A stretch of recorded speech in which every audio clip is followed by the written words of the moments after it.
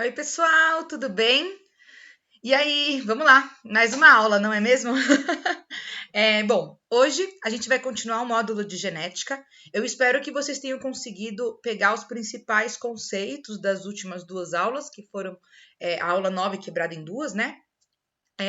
Hoje a gente vai aprender uma outra aplicação da genética, que é na compreensão dos tipos sanguíneos, tá? Essa semana a gente vai falar do fator ABO, que é o que determina se o nosso sangue é A, B, AB, O, ok?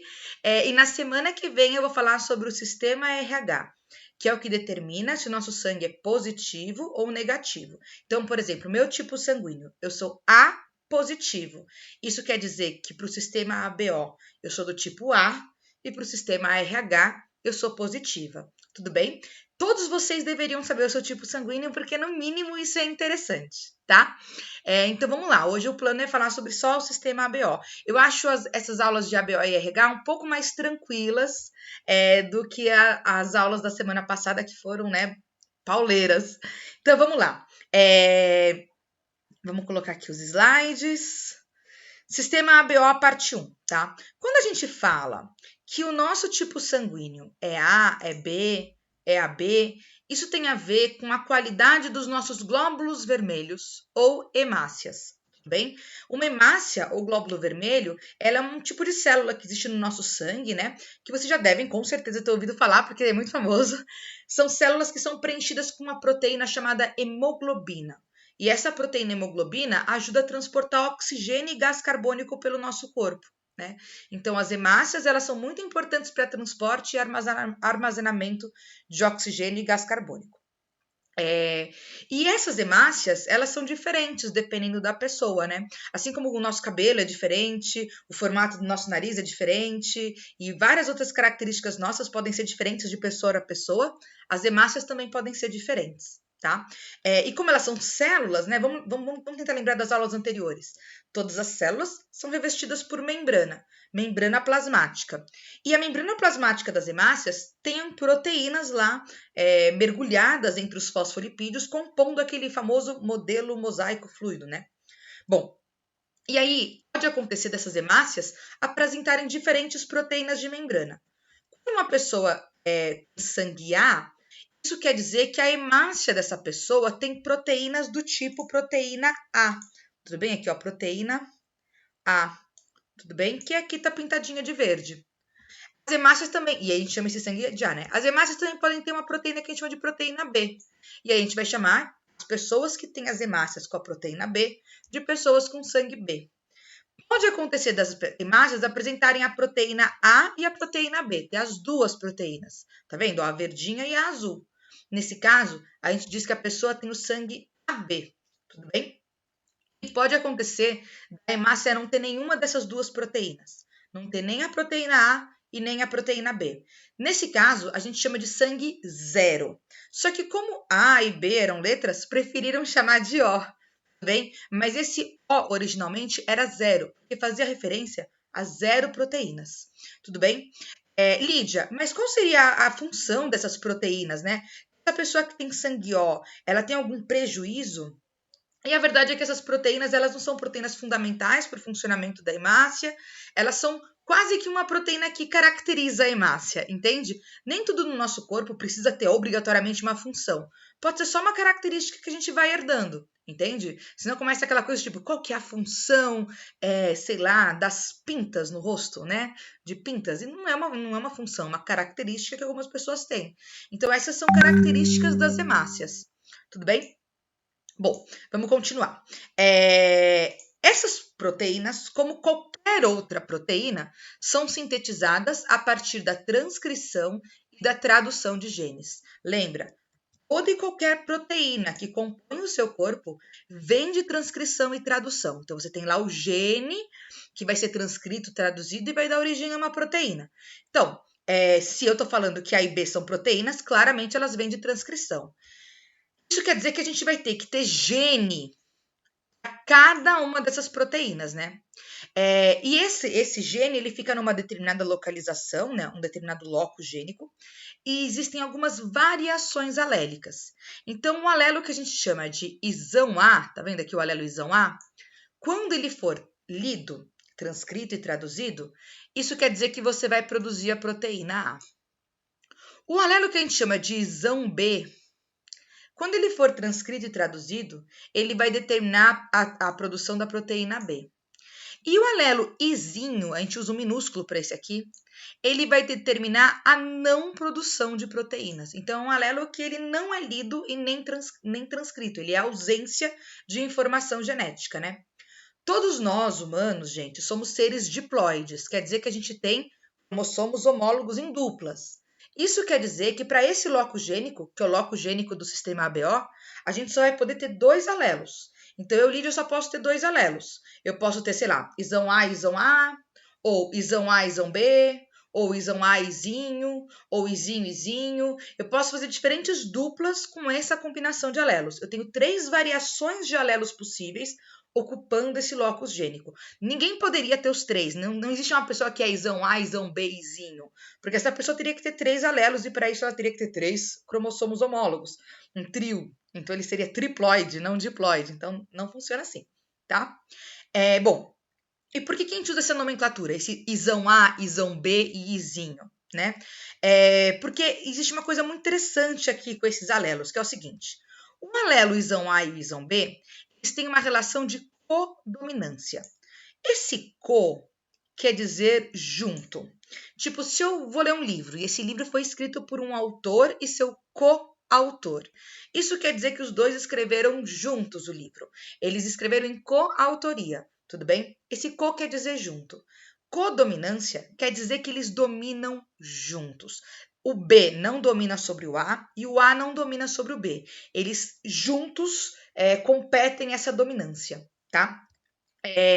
Esse izinho, a gente usa um maiúsculo porque ele é recessivo. Isso quer dizer que ele não domina. O que eu estou querendo dizer com isso?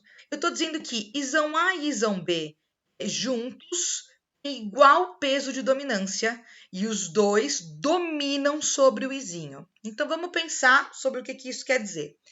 Se uma pessoa tem isão A, izinho, o isão A, que está aqui, vai dominar sobre o izinho.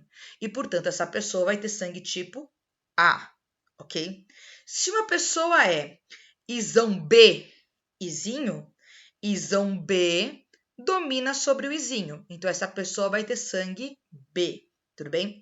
Agora, se uma pessoa é isão A e isão B, isão A e isão B estão em codominância. Então, essa pessoa vai produzir a proteína B, vai produzir a proteína A e, portanto, ela vai ter as 2 proteínas. Essa pessoa vai ter sangue AB, tudo bem?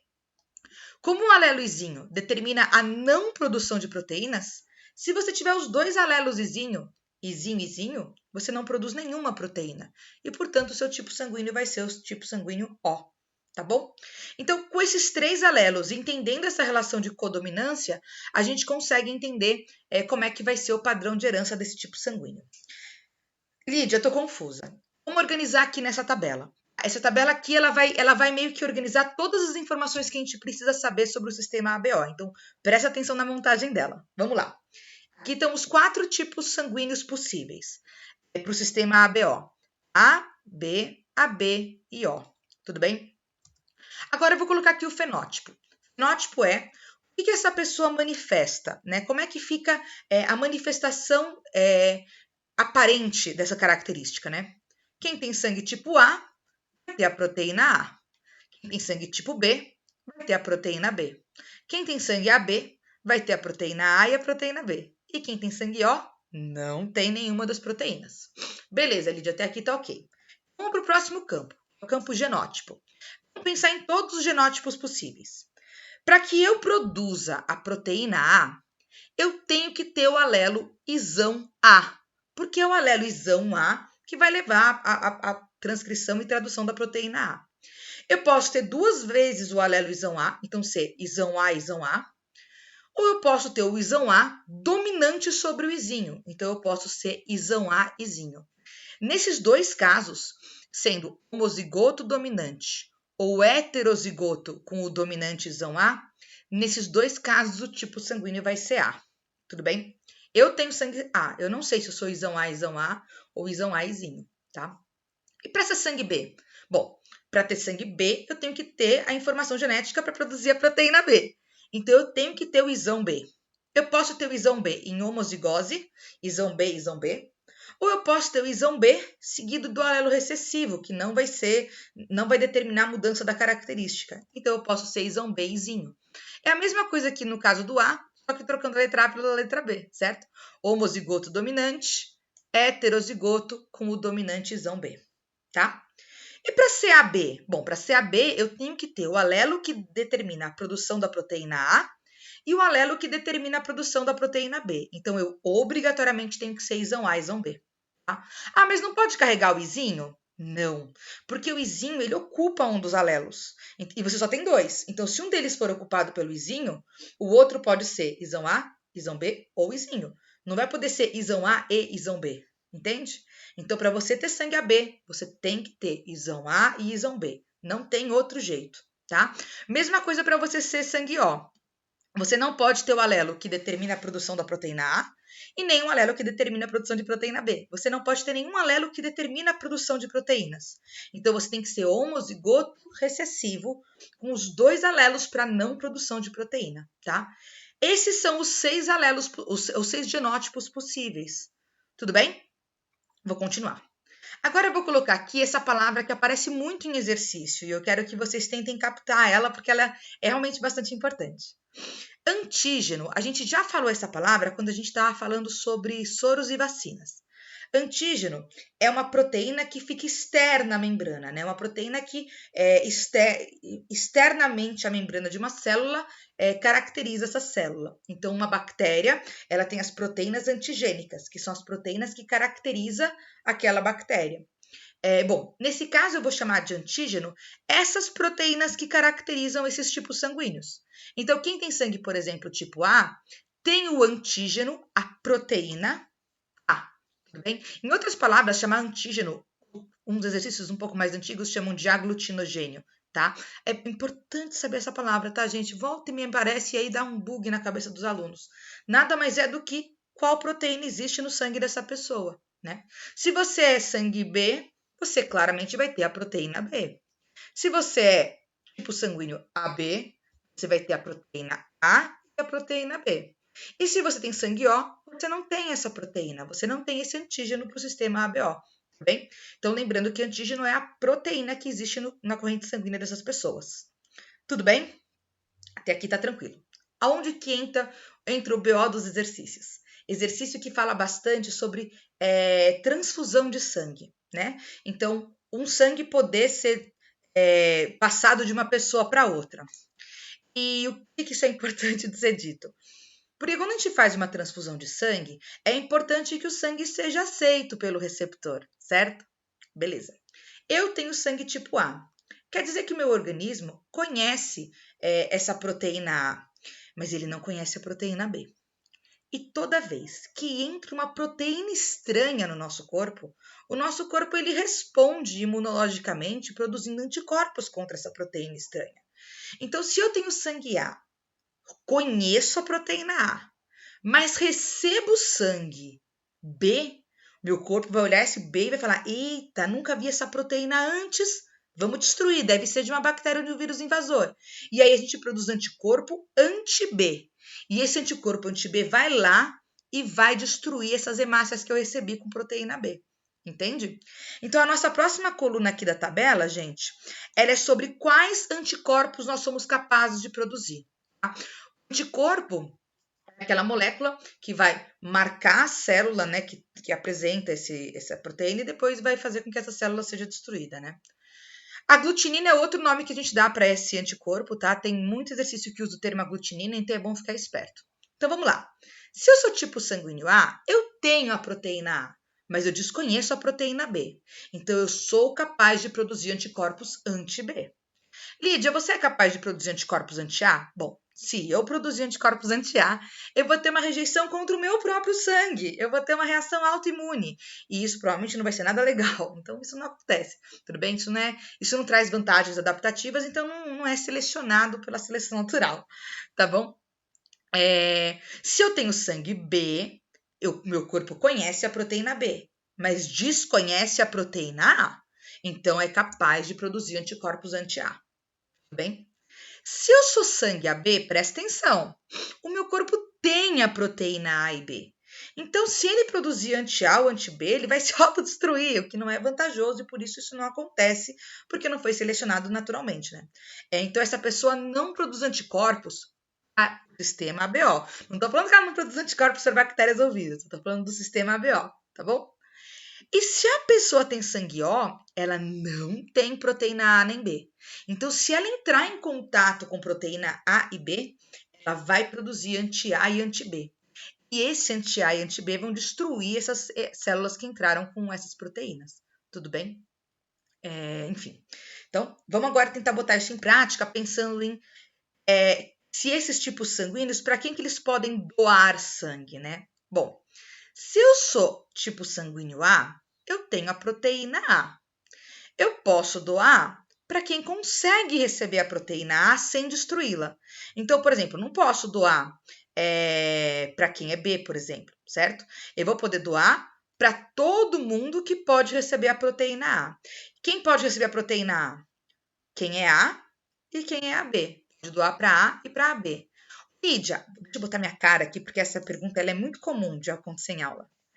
Lídia, mas quando a gente doa sangue, a gente está doando o que do sangue? Porque os anticorpos, eles estão no plasma sanguíneo, né? Eles também estão no sangue. Então, quem é sangue A, aqui na sua tabela, ó, quem é sangue A não vai ter anti-B no sangue? Não vai mandar esse anti-B para o AB? E não. Quando a gente fala em doação de sangue, a gente fala em doação principalmente de hemácias. Não são doados esses anticorpos. Então, eu estou falando em doar essas hemácias com esse aspecto aqui. Então, só vai poder receber as hemácias do tipo A quem já conhece a proteína A, que é o A e o AB. Tudo bem? Quem é sangue B vai doar células com a proteína B. Então, tem que doar para quem já conhece a proteína B. E quem conhece a proteína B? Quem é sangue B e quem é sangue AB. Então, vai poder doar para B e para AB. Tudo bem? Olha que complicado agora. Quem é AB tem hemácias com a proteína A e com a proteína B. Então, só vai poder doar para quem conhece as duas proteínas. Do contrário, vai gerar reação. Imagina, eu tenho sangue AB, minhas hemácias têm A e B, e eu coloco esse sangue dentro de uma pessoa B, a pessoa B vai desconhecer a proteína A, e aí vai ter uma reação imune contra isso. Não é legal. Então, quem é sangue AB só pode doar para outros ABs, porque só AB conhece A e B. Tudo bem? E aí vem o O. O O, ele não tem nenhuma proteína de membrana para o sistema ABO. Como ele não tem nenhuma proteína, ele não vai gerar reação contra A e nem gerar reação contra B, porque não tem A nem B. Então, ele pode doar para todo mundo, ok? Por isso que o O, a gente chama ele de doador universal. Como ele não tem proteínas de membrana, ele não gera reação. Então, ele é o cara que pode doar para todo mundo. Tudo bem? E a última coluninha agora, gente, eu quero falar sobre quem pode receber de quem, tudo bem? Quem é A pode receber de todo mundo, menos de quem tem a B, porque senão ela vai produzir anti-B. Então, pode receber de pessoas B? Não, porque o sangue A produz anticorpos contra B e vai destruir as hemácias B. Mesma coisa com quem é sangue AB. Quem é sangue AB tem a proteína B. E A produz anti-B. Então, não posso colocar proteína B dentro do sangue A. Então, quem é A vai poder receber sangue de outros As, de Os, são os que não têm proteínas. Quem é sangue B produz anti-A. Então, não pode receber de ninguém que tenha A. Então, não pode receber nem de A e nem de AB. Vai poder receber de B ou de O. Tudo bem? Quem é sangue AB não produz anticorpos nenhum, nem contra A, nem contra B. Então, pode receber de A, pode receber de AB, pode receber de O, pode receber de todo mundo. Por isso é que a gente chama quem tem sangue AB de receptor universal, porque ele pode receber sangue de todo mundo, ok? E por último, quem tem sangue O produz anti-A e produz anti-B. Então, não pode receber sangue de quem tenha proteína A e nem sangue de quem tenha proteína B. E aí, esse que é o problema. O coitadinho do O, que é o doador universal. Pode dar para todo mundo, só pode receber de outros Os. Entende? Então, por isso que a gente chama o sangue do tipo O o sangue mais valioso para banco de sangue. Porque é o sangue que pode doar para todo mundo e que, se tem algum paciente com sangue O, só vai poder receber de outros Os. Então, assim, é o sangue mais precioso. Ele é o coringa, além de ser o único que pode tratar pacientes com sangue O. Tudo bem? Então, retomando as informações fundamentais, ó, o AB, ele é o receptor universal, recebe de todo mundo, mas só doa para AB. E quem é O? É o doador universal, pode dar para todo mundo, mas só recebe de outros Os. Ok? Vou agora projetar essa planilha sem as marcações em vermelho e grande, caso vocês queiram dar um print, tá bom?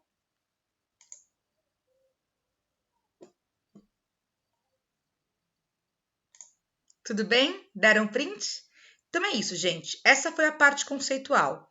Nos próximos vídeos, eu vou fazer exercícios para a gente praticar tanto a herança desses tipos sanguíneos, quanto essa história da doação de quem pode doar para quem, tá bom? Então, bora para os exercícios.